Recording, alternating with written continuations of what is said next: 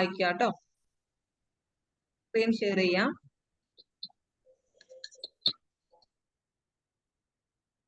Screen visible ആണോ? പറ്റുന്നുണ്ടല്ലോ അല്ലേ? ഉണ്ട് മാം. ഓക്കെ, അപ്പൊ നമ്മൾ കഴിഞ്ഞ ക്ലാസ്സിലെ കുറച്ച് ഡെഫിഷ്യൻസിയെ കുറിച്ചായിരുന്നു. അതായത് നമ്മുടെ ശരീരത്തിൽ എന്തെങ്കിലും ഒരു ന്യൂട്രിയന്റിന്റെ അളവ് കുറഞ്ഞു പോകുന്നത് മൂലം ഉണ്ടാകുന്ന ഓരോ തരത്തിലുള്ള ന്യൂട്രിയൻസിന്റെ ഡെഫിഷ്യൻസിയെ കുറിച്ചായിരുന്നു സംസാരിച്ചുകൊണ്ടിരുന്നത്.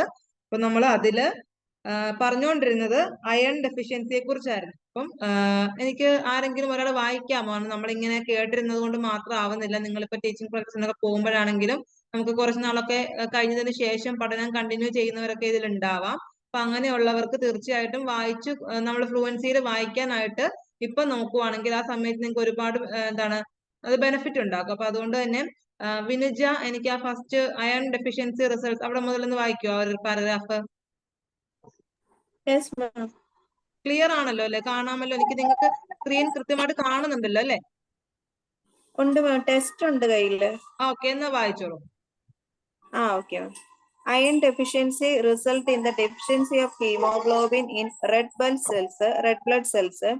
The diseases is called anemia. Anemia may also be caused by the deficiency of vitamin B12. Persons suffering from anemia easily get tired, lose weight, and become pale. Food rich in iron and vitamin B12 helps restore good health. Deficiency of phosphorus, calcium, and inadequate availability of vitamin D result in a disease called rickets in children. This disease causes bone deformities. Iodine is an important requirement of our body. Iodine deficiency can cause drastic disorders resulting in retarded growth and mental disability. It also causes enlargement of the thyroid gland or goiter. Okay, അപ്പൊ ഇവിടെ പറഞ്ഞിരിക്കുന്നത് iron ഡെഫിഷ്യൻസിയെ കുറിച്ചാണ്. നമ്മുടെ ശരീരത്തിൽ ഇരുമ്പിന്റെ content ഇല്ല എങ്കിൽ എന്തൊക്കെയാണ് പ്രോബ്ലംസ് ഉണ്ടാവുന്നത്? Iron deficiency results in the deficiency of haemoglobin in red blood cells. നമ്മളുടെ ശരീരത്തിൽ ശരിക്കും ചുവന്ന രക്താണുക്കളും ഉണ്ട്, അതുപോലെ തന്നെ അരുണ രക്താണുക്കളും ഉണ്ട്, അല്ലെങ്കിൽ അരുണ രക്താണുക്കളും ശ്വേത രക്താണുക്കളും ഉണ്ട്. അപ്പൊ ഇതിന്റെയൊക്കെ ഇംഗ്ലീഷ് തന്നെ നമ്മൾ പഠിച്ചു വെക്കുക. അപ്പം ഈ റെഡ് ബ്ലഡ് സെൽസില് ഹീമോഗ്ലോബിന്റെ അളവ് കുറഞ്ഞു പോകുന്നത് കൊണ്ടാണ് നമുക്ക് അയൺ ഡെഫിഷ്യൻസി, അല്ലെങ്കിൽ അതിന്റെ റിസൾട്ട് അയൺ ഡെഫിഷ്യൻസിയിൽ വരുന്നത് ഹീമോഗ്ലോബില് റെഡ് ബ്ലഡ് സെൽസിൽ ഹീമോഗ്ലോബിന്റെ കുറവ് മൂലമാണ്. The disease is called anaemia. നമ്മളിപ്പോ ഒരുപാട് പ്രാവശ്യം കേട്ട ഒരു പേരാണ് അനീമിയ. അത്രയ്ക്ക് ഇമ്പോർട്ടന്റ് ആണ് അനീമിയ എന്ന് പറയുന്ന ഒരു പ്രോബ്ലത്തെ നമ്മൾ തരണം ചെയ്യുക എന്നുള്ളത്. Anaemia may also be caused by the deficiency of vitamin B12. ഈ അയണിന്റെ കണ്ടന്റ് കുറവുള്ളത് കൊണ്ട് മാത്രമല്ല അനീമിയ വരുന്നത്, വൈറ്റമിൻ B12ന്റെ കുറവുള്ളത് കൊണ്ടും അനീമിയ സംഭവിക്കാം. Person suffering from anemia easily get tired, lose weight and become pale. അപ്പം അയഡിൻ അല്ലെങ്കിൽ അനീമിയ രോഗം കൊണ്ട് ബുദ്ധിമുട്ടുന്നവർക്ക് പ്രധാനമായിട്ടും ഉണ്ടാവുന്ന സിംറ്റംസ് ആണ് എപ്പോഴും ടയേർഡ് ആയിട്ടിരിക്കുക, എപ്പോഴും അവശത വയ്യാഴിക തോന്നുക, അതുപോലെ വെയിറ്റ് തീരെ കുറഞ്ഞു പോവുക, അതുപോലെ വിളർച്ച, എപ്പോഴും മുഖമൊക്കെ വിളറി വെളുത്തതുപോലെ ഇരിക്കും. അപ്പൊ അത്തരത്തിലുള്ള പ്രോബ്ലംസ് ഉണ്ടെങ്കിൽ തീർച്ചയായിട്ടും നമുക്ക് എന്തോ ഒരു ഡെഫിഷ്യൻസി ഉണ്ടെന്നാണ് അതിന്റെ അർത്ഥം. Food rich in iron and vitamin B12 helps restore good health. അപ്പൊ നിങ്ങൾ ഒരു കാര്യം ചെയ്യുക, ഗൂഗിളിലൊക്കെ ചുമ്മാ ഒന്ന് സെർച്ച് ചെയ്ത് നോക്കുക വൈറ്റമിൻ B12ന്റെ അളവ് കൂടുതലുള്ള ഫുഡ് ഐറ്റംസ് ഏതൊക്കെയാണെന്ന് ജസ്റ്റ് ഒന്ന് നിങ്ങൾ കയറി നോക്കുക. ഗൂഗിളിലൊക്കെ സെർച്ച് ചെയ്ത് നോക്കുവാണെങ്കിൽ കാണാൻ പറ്റും. അതല്ല നമുക്ക് തന്നെ അറിയാം, എല്ലാത്തിനകത്തും മിൽക്ക്, മിനറൽസ്, അല്ലെങ്കിൽ അതുപോലെയുള്ള ഫ്രൂട്ട്സ്, വെജിറ്റബിൾസ് ഒക്കെ കഴിക്കുന്നത് കൊണ്ട് തീർച്ചയായിട്ടും എല്ലാ വൈറ്റമിൻസും നമ്മുടെ ശരീരത്തിൽ എത്തും. Deficiency of phosphorus. അപ്പൊ അടുത്തത് ഇപ്പൊ നിങ്ങൾക്ക് ഓരോന്നായിട്ട് നിങ്ങൾ എഴുതി വെക്കുക, കോളം തിരിച്ചിട്ടാണെങ്കിൽ അത്രയും നല്ലതാണ്. അയൺ ഡെഫിഷ്യൻസി മൂലം ഉണ്ടാകുന്ന ഡിസീസ് എന്താണ്, അതിന്റെ കോസസ് എന്തൊക്കെയാണ്, വൈറ്റമിൻ B12 എന്തിന്റെ കുറവ് മൂലമാണ്, അതൊക്കെ നമ്മൾ സിമ്പിൾ ആയിട്ട് ഒറ്റ പോയിന്റിൽ എഴുതി വെക്കുമ്പോൾ നിങ്ങൾക്ക് ഇത്രയും വായിക്കേണ്ടി വരില്ല.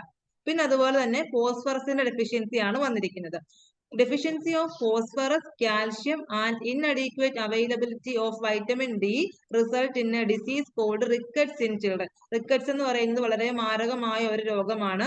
അത് ഉണ്ടാവുന്നത് നമ്മളുടെ ശരീരത്തിൽ ഫോസ്ഫറസ്, അതുപോലെ കാൽഷ്യം, അതുപോലെ തന്നെ വൈറ്റമിൻ ഡി അടങ്ങിയ ഫുഡ് ഐറ്റംസ് ചെന്നിട്ടില്ല എങ്കിലാണ് നമുക്ക് റിക്കറ്റ്സ് എന്ന് പറയുന്ന ഒരു പ്രോബ്ലം ഉണ്ടാവുന്നത്.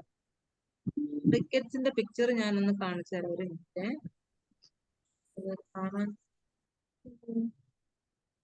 അതെന്താണെങ്കിലും ഞാൻ ലാസ്റ്റ് ക്ലാസ് തീരുന്ന സമയത്ത് ഒന്ന് കാണിച്ചു തരാം കേട്ടോ.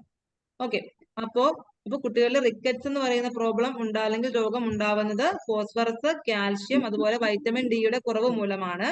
This disease causes bone deformities. അതായത് ഇത് നമ്മളുടെ എന്താണ് ശരിക്കും കാൽഷ്യം എന്ന് പറഞ്ഞാൽ തന്നെ നമ്മളുടെ എല്ലുകളുടെയും പല്ലുകളുടെയും ഒക്കെ ശക്തിക്ക് വേണ്ടിയിട്ടാണ്. അപ്പം നമ്മളുടെ എല്ലുകൾക്കൊക്കെ എന്തെങ്കിലും ഒരു ഡിസബിലിറ്റി അല്ലെങ്കിൽ എന്തെങ്കിലും ഒരു വൈകല്യം വന്നു പോകും. അതുകൊണ്ടാണ് നമ്മൾ പറയുന്നത് കുട്ടികൾക്ക് തീർച്ചയായിട്ടും കാൽഷ്യം കണ്ടന്റ് ഉള്ള അല്ലെങ്കിൽ അയൺ കണ്ടന്റ് ഉള്ള ഫുഡ് ഐറ്റംസ് അല്ലെങ്കിൽ ഫോസ്ഫറസ് ഉള്ള ഫുഡ് ഐറ്റംസ് തന്നെ നമ്മൾ കൊടുക്കുക.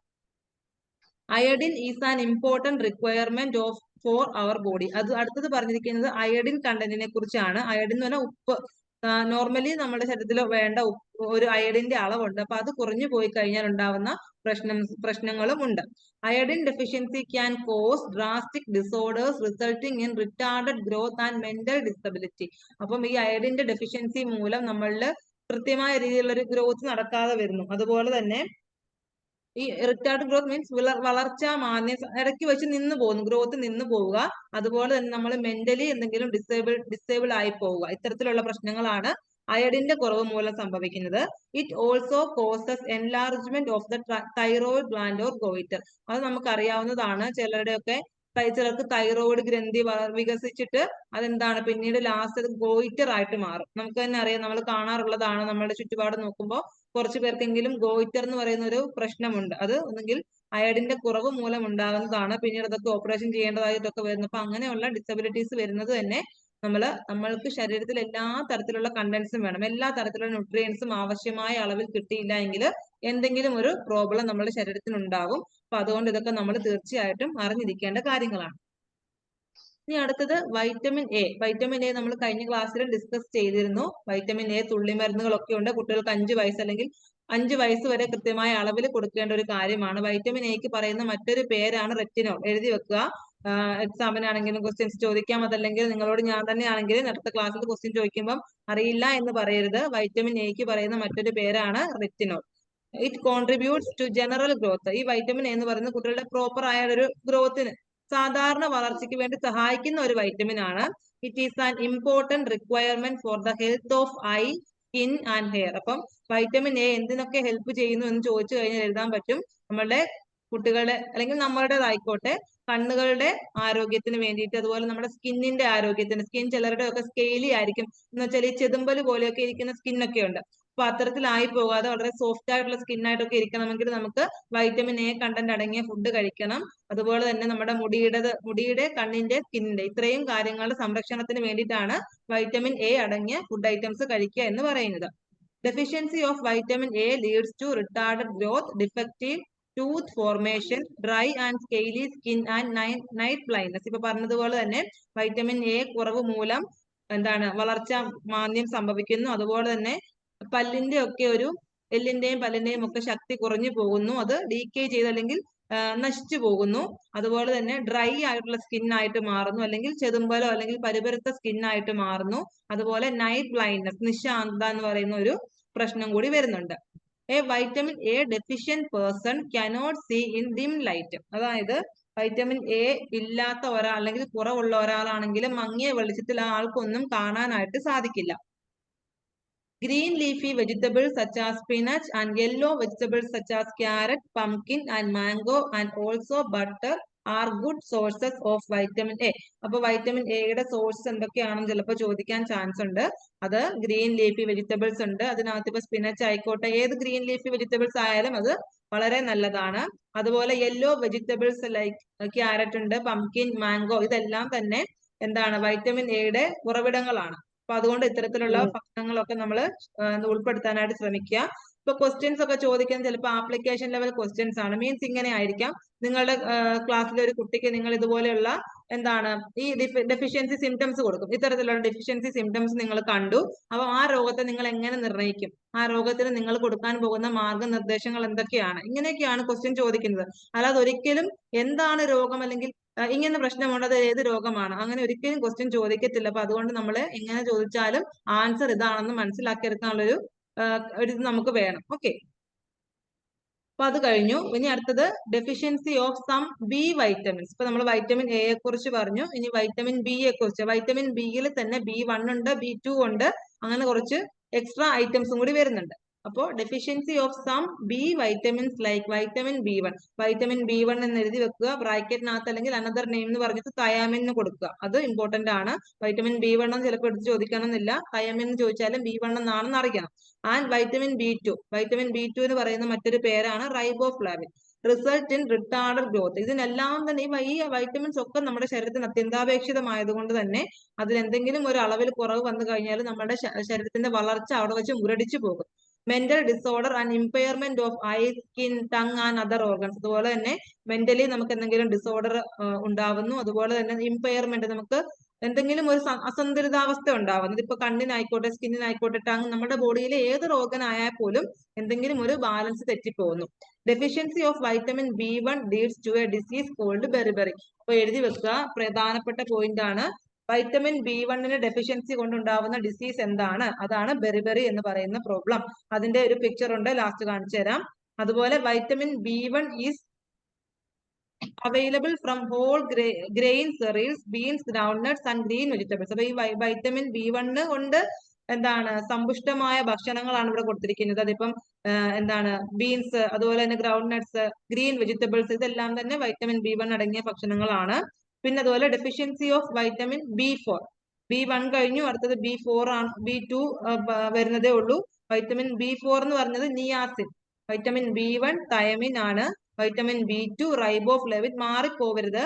അതുപോലെ vitamin B4 niacin. And vitamin C. Vitamin സിക്ക് പറയുന്ന മറ്റൊരു പേരാണ് അസ്കോർബിക് ആസിഡ്. അപ്പൊ ഇതൊക്കെ നോട്ട് ചെയ്ത് വെക്കുക.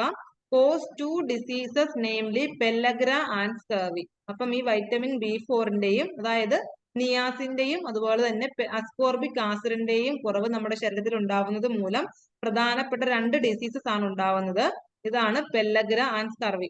ഇത്തരത്തിലുള്ള രോഗങ്ങളൊക്കെ വളരെ വിരളമാണ്. കാരണം എന്തുകൊണ്ടാണെന്ന് വെച്ചാൽ നമുക്ക് ഇമ്മ്യൂണിറ്റി അല്ലെങ്കിൽ പ്രതിരോധ കുത്തിവെപ്പുകൾ നമ്മൾ നേരത്തെ നമ്മളുടെ കൊച്ചിലെ നമ്മൾ എടുത്തിട്ടുള്ളത് കൊണ്ടാണ് നമുക്ക് ഇത്തരത്തിലുള്ള രോഗങ്ങളൊന്നും വരാത്തത്. അപ്പൊ ഈ രോഗങ്ങളെ കുറിച്ച് ആദ്യം നമ്മൾ പഠിച്ചിരിക്കുക. അതിനുശേഷമാണ് നമ്മൾ ഓരോരോ കുത്തിവെപ്പുകളെ കുറിച്ച് പഠിക്കുന്നത്. അത് എന്തിനു വേണ്ടിയിട്ടുള്ളതാണെന്ന് ആ സമയത്ത് നിങ്ങൾക്ക് മനസ്സിലാവും. അപ്പൊ വൈറ്റമിൻ B4ന്റെയും വൈറ്റമിൻ സിയുടെയും കുറവ് മൂലം ഉണ്ടാകുന്ന രോഗങ്ങളാണ് പെല്ലഗ്രയും സ്കർവിയും. Pellagra causes skin eczema, diarrhoea, swelling of the tongue, mouth and gums and mental degeneration. അപ്പം ഈ പെല്ലഗ്ര എന്ന് പറയുന്ന അസുഖത്തിന്റെ സിംറ്റംസ് എന്ന് പറയുന്നത് എന്താണ്? Skin eczema.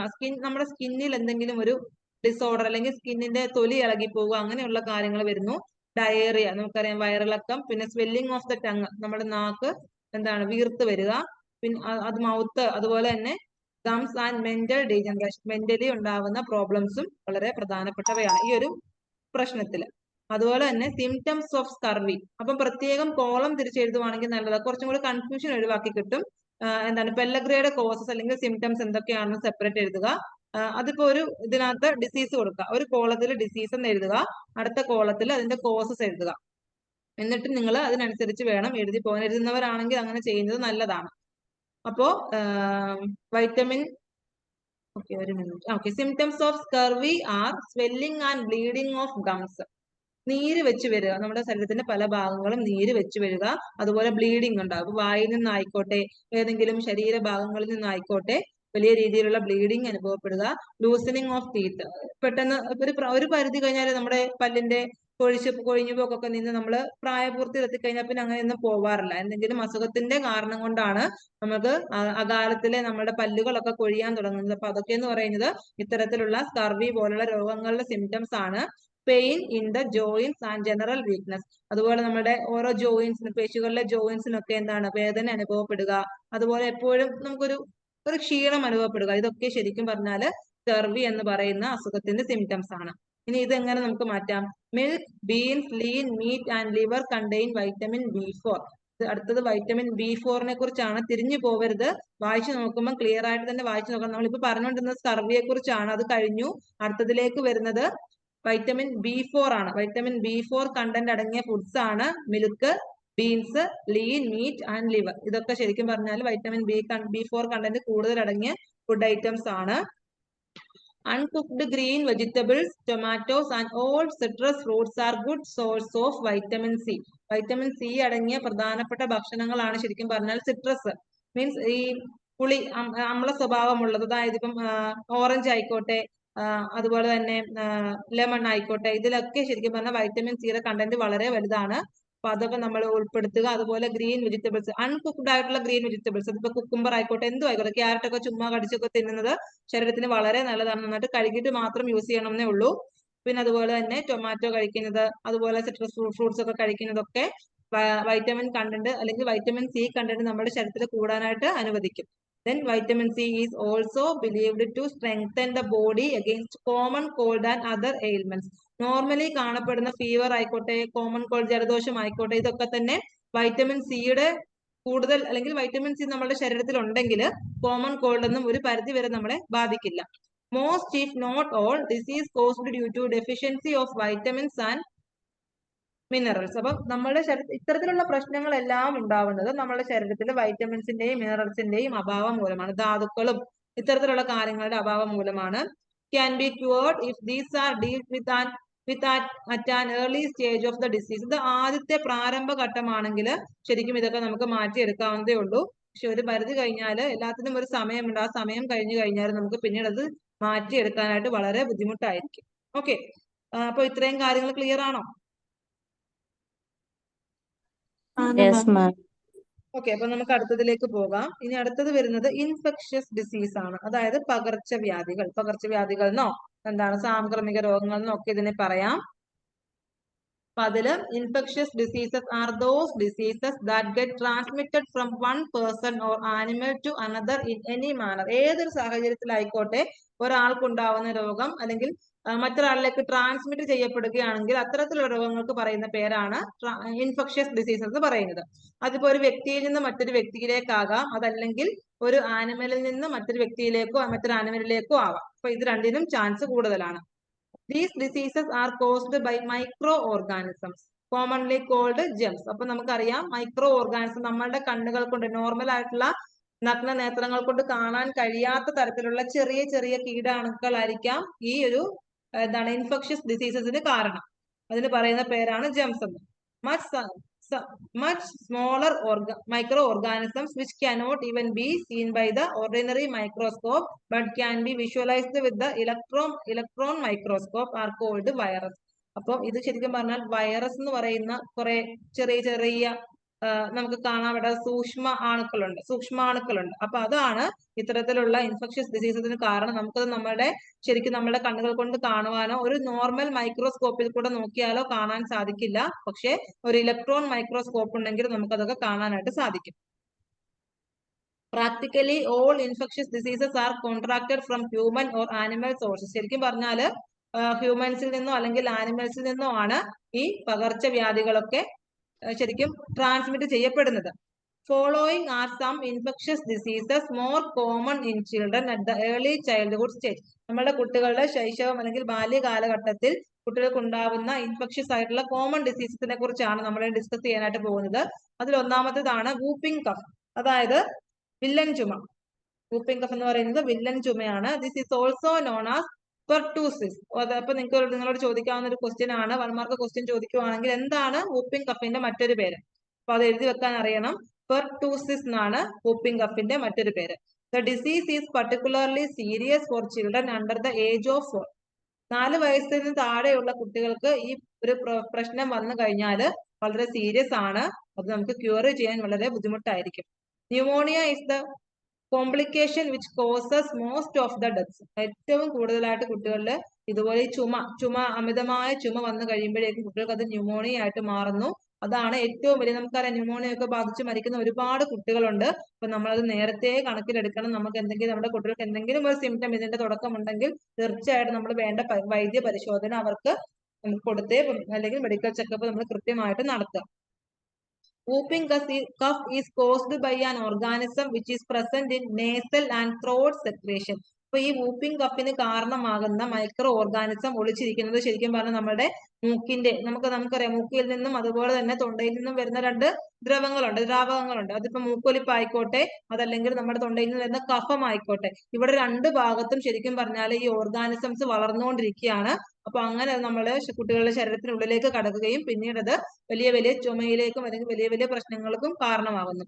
It is generally spread to another person directly. നമുക്കറിയാം ഈ മൈക്രോ ഓർഗാനിസംസ് ഒരു വ്യക്തിയുടെ ശരീരത്തിൽ അല്ലെങ്കിൽ ഒരു കുട്ടിയുടെ ശരീരത്തിൽ ബാധിച്ചു കഴിഞ്ഞാൽ പെട്ടെന്ന് മറ്റൊരു കുട്ടിയുടെ അടുത്തേക്ക് എത്തും. കാരണം ആ ദ്രാവകത്തിൽ നിന്നാണ്. ഇപ്പൊ മൂക്കിൽ നിന്ന് വരുന്നതായിക്കോട്ടെ, തൊണ്ടയിൽ നിന്ന് വരുന്നതായിക്കോട്ടെ, നമ്മൾ ഇപ്പൊ കഫമൊക്കെ നമ്മൾ റോഡിലേക്കൊക്കെ ഇറങ്ങുമ്പോൾ തുപ്പിക്കളയാറുണ്ട്. അതുപോലെ കുട്ടികളാണെങ്കിൽ പോലും കൈകൊണ്ടൊക്കെ മൂക്കളെയൊക്കെ തുടച്ചിട്ട് വെക്കാറുണ്ട്. അപ്പൊ അതൊക്കെ ശരിക്കും പറഞ്ഞാല് മറ്റൊരു കുട്ടിയുമായിട്ട് ഇന്ററാക്ഷൻ ഏർപ്പെടുമ്പോഴേക്കും അത് അവർക്കും കൂടി ട്രാൻസ്മിറ്റ് ചെയ്യപ്പെടും, അല്ലെങ്കിൽ അവർക്കും കൂടി അത് പകർന്നു പോകും. It is generally spread to അത് പറഞ്ഞു കഴിഞ്ഞു. Early symptoms of this disease are those of common cold. ഇതിന്റെ ഒരു പ്രധാനപ്പെട്ട പ്രാരംഭമായിട്ട് വരുന്ന ഒരു സിംറ്റം എന്ന് പറയുന്നത് കോമൺ കോൾഡ് ആണ്. ജലദോഷത്തിലാണ് എല്ലാത്തിന്റെയും തുടക്കം. Gradually the cough increases and become severe. പിന്നീട് അതെന്താണ്, ആ കഫ് ചുമ കൂടിയിട്ട് അത് വളരെ ഒരു സീരിയസ് ആയ കണ്ടീഷനിലേക്ക് എത്തും. ചുമ എപ്പോഴും കുട്ടികൾ ചുമ നിർത്താനേ നേരമില്ല, എപ്പോഴും ചുമച്ചുകൊണ്ടേയിരിക്കും. അതൊരു ശരിക്കും പറഞ്ഞാൽ ഈ ഒരു വൂപ്പിംഗ് കഫിന്റെ തുടക്കമാണ്. It then comes in A series of explosive coughs. അത് പിന്നീട് അതിലും വലിയ ചുമയായിട്ട് മാറിയിട്ട്, അതുകൊണ്ടാണ് അതിന് വില്ലൻ ചുമ തന്നെ വില്ലനായിട്ട് മാറുമ്പോഴാണ് അത് വില്ലൻ ചുമയായിട്ട് മാറുന്നത്. Since these are followed by the characteristic of whoop, it is called whooping cough. അതാണ് വില്ലൻ ചുമ ആയിട്ട് മാറുന്നത്.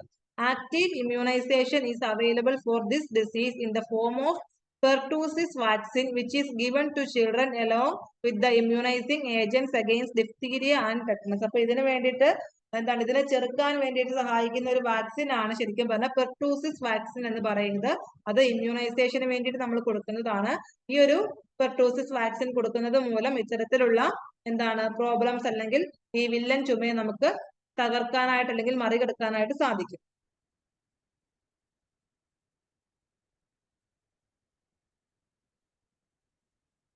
അപ്പൊ അത്രേ ഉള്ളൂ വില്ലൻ ചുമയെ കുറിച്ചുള്ളത്. ചിലപ്പോൾ ഒരു നോട്ടൊക്കെ write note on whooping cough എന്നൊക്കെ പറഞ്ഞ് ചോദിക്കാം. അല്ലെങ്കിൽ കുട്ടികളിൽ സാധാരണയായി കാണപ്പെടുന്ന ഇൻഫെക്ഷസ് ഡിസീസസ് ഏതൊക്കെയാണ് വിശദീകരിക്കുക, ഇങ്ങനെയൊക്കെ ആയിരിക്കാം ക്വസ്റ്റ്യൻസ് ചോദിക്കുന്നത്. അപ്പൊ നിങ്ങൾ ഈ പഠിക്കുന്ന സമയത്ത് എഴുതി വെക്കുക. ഇതുപോലെ ഞാൻ ക്വസ്റ്റ്യൻസ് ഒക്കെ പറയുന്ന സമയത്ത് എഴുതി വെക്കുവാണെങ്കിൽ അതിനനുസരിച്ച് നിങ്ങൾക്ക് പഠിക്കാം. ഞാൻ ഈ പറയുന്നതൊക്കെ മോഡൽ ക്വസ്റ്റ്യൻസിന്റെ ആണ്. അപ്പൊ നിങ്ങൾക്ക് സെപ്പറേറ്റ് മോഡൽ ക്വസ്റ്റ്യന്റെ പേപ്പർ ഉണ്ടാവും എങ്കിൽ പോലും ഇപ്പൊ പറയുന്ന ക്വസ്റ്റ്യൻസ് ഒക്കെ എഴുതി വെക്കുന്നത് വളരെ നല്ലതാണ് കേട്ടോ.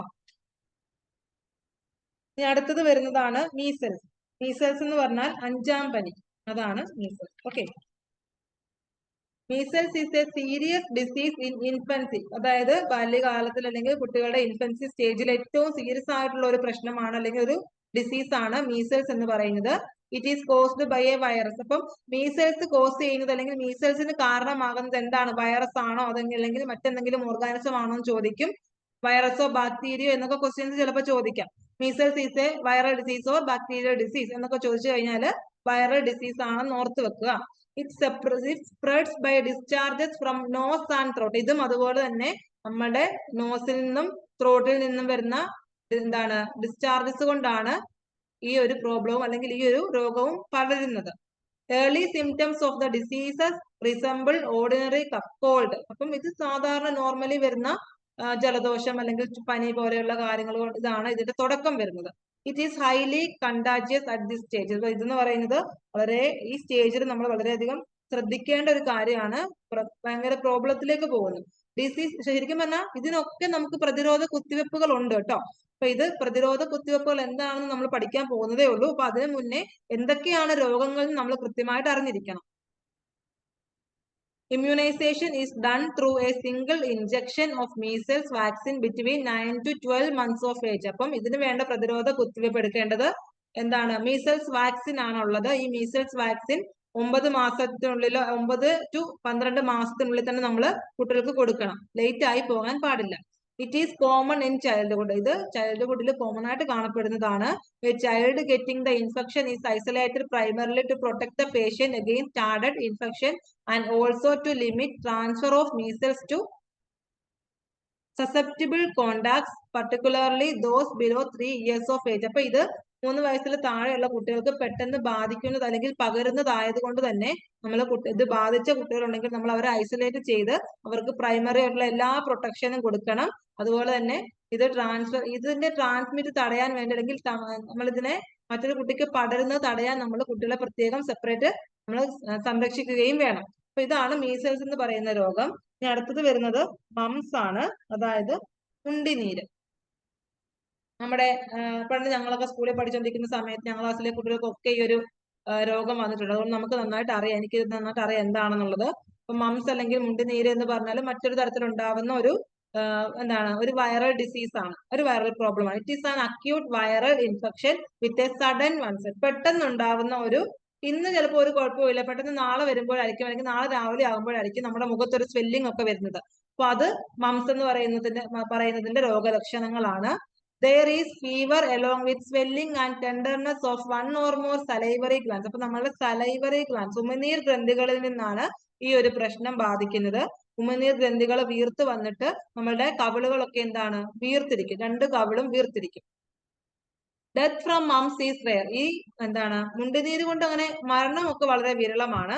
Winter and spring are seasons of greatest prevalence. അപ്പൊ ഇത് വിന്റർ സീസണിലും സ്പ്രിംഗ് സീസണിലും ആണ് ഏറ്റവും കൂടുതലായിട്ട് ഈ ഒരു ഡിസീസ് വരുന്നത്, കോമൺലി വരുന്നത്. Source of infection in this case ഈ സലൈവ ഓഫ് ഇൻഫെക്റ്റഡ് പേഴ്സൺസ്. അപ്പം നമുക്കിത് മറ്റൊരു വ്യക്തിയിലേക്ക് പടരുന്നത് ഉമിനീരിലൂടെയാണ്. അപ്പൊ ഇത് ബാധിച്ച ഒരാളുണ്ടെങ്കിൽ തീർച്ചയായിട്ടും ആളെ റെസ്റ്റ് എടുക്കുക, മറ്റൊരാളിലേക്ക് പകരിച്ചിരിക്കുക. നമുക്ക് സംസാരിക്കുമ്പോഴൊക്കെ ആണെങ്കിൽ പോലും നമ്മളുടെ വായിൽ നിന്നൊക്കെ ചെറിയ ചെറിയ തുപ്പലൊക്കെ തെറിക്കാറുണ്ട് അല്ലെ. അപ്പൊ അങ്ങനെ തെറിക്കുന്നത് മൂലമാണ് ശരിക്കും പറഞ്ഞാല് ഈ ഒരു ഡിസീസ് ഉണ്ടാവുന്നത്. അപ്പൊ അതുകൊണ്ട് നമ്മൾ മാക്സിമം ഇത്തരത്തിൽ എന്തെങ്കിലും ഒരു രോഗലക്ഷണമുള്ള ആളുണ്ടെങ്കിൽ തീർച്ചയായിട്ടും അവർ അകലം പാലിക്കുക, ടവലൊക്കെ ഉപയോഗിക്കാനായിട്ടൊക്കെ ശ്രദ്ധിക്കണം. Then susceptibility to this virus is believed to be general. ഇത് ജനറലി കോമൺലി കാണുന്നതൊന്നാണ്. അത് വലിയ പേടിക്കാനില്ല. വലിയൊരു നമുക്ക് ഒരു ഡെത്തിലേക്കൊന്നും നയിക്കുന്ന ഒരു കാര്യമല്ല. Second attacks are uncommon. Second attacks അങ്ങനെ കോമൺ അല്ല. രണ്ടാമത്തെ ഒരു വ്യക്തിക്ക് ബാധിക്കുന്നത് തീരെ കുറവാണ്. Eating and drinking utensils and articles soiled with secretions of the nose and throat should be disinfected concurrently. കൃത്യമായ രീതിയിലുള്ള ഡിസിൻഫെക്ഷൻ മാർഗങ്ങളൊക്കെ ഉപയോഗിക്കുകയാണെങ്കിൽ നമുക്ക് ഇതിന്റെ പകർച്ചയൊക്കെ നമുക്ക് തടയാനായിട്ട് സാധിക്കും. പിന്നെ അടുത്തത് നമുക്ക് ഏകദേശം എല്ലാവർക്കും അറിയാവുന്നത് തന്നെയാണ് ചിക്കൻ പോക്സ്. ചിക്കൻ പോക്സ് ഇപ്പൊ ഈ കഴിഞ്ഞ ഇടയ്ക്കൊക്കെ ഒരുപാട് പേർക്കൊക്കെ ഉണ്ടായിരുന്നു. It's also an acute viral disease with a sudden onset. ഇതും പെട്ടെന്നുണ്ടാവുന്ന ഒരു കാര്യമാണ്. ഇതും ഒരു വൈറൽ ഡിസീസ് ആണ്.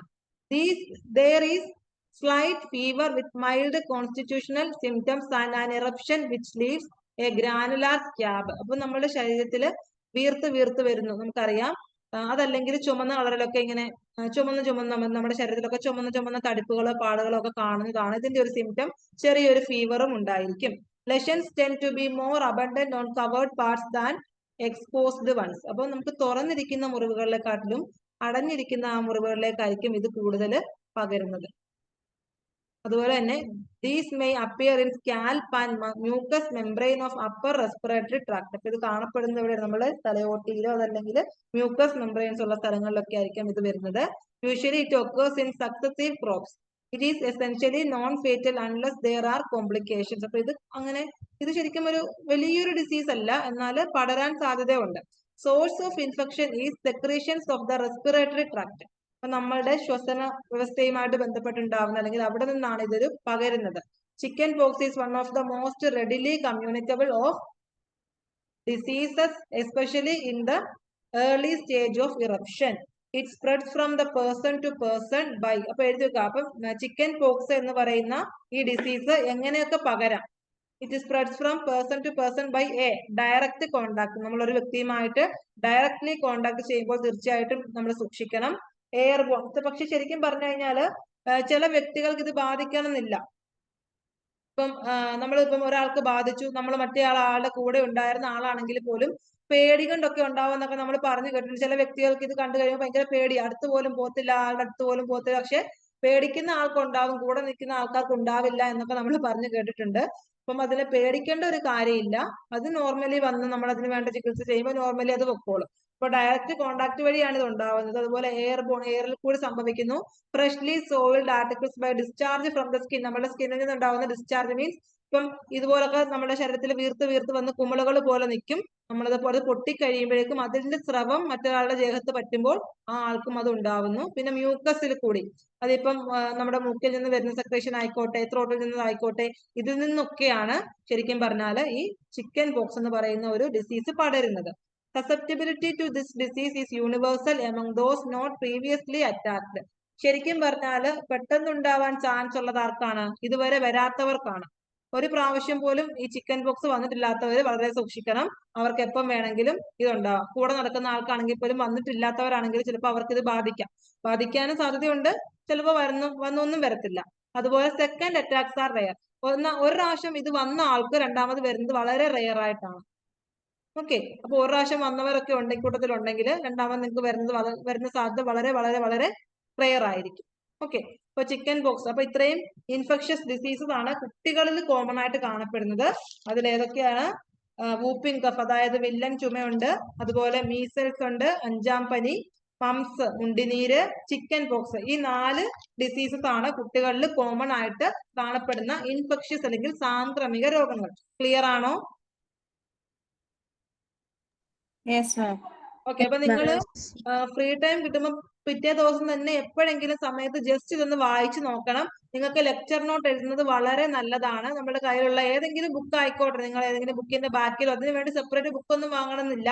നിങ്ങൾക്ക് സെപ്പറേറ്റ് ആയിട്ട് ഏതെങ്കിലും ബുക്ക് എടുത്തിട്ട് ഇതിന്റെ സിമ്പിൾ ആയിട്ടുള്ള കാര്യങ്ങൾ എഴുതി വെച്ചാൽ നമുക്ക് പെട്ടെന്ന് എക്സാം സമയത്ത് പെട്ടെന്ന് ഒന്ന് ഓടിച്ചു നോക്കിയാൽ പോലും മതിയാവും. ഇത്രയും നമ്മൾ വായിച്ചു നോക്കേണ്ട. ഓക്കെ, ഇനി അടുത്ത പോർഷൻ വരുന്നത് ഇമ്മ്യൂണൈസേഷൻ ആണ്. അത് നമുക്ക് നാളെ പഠിക്കാം.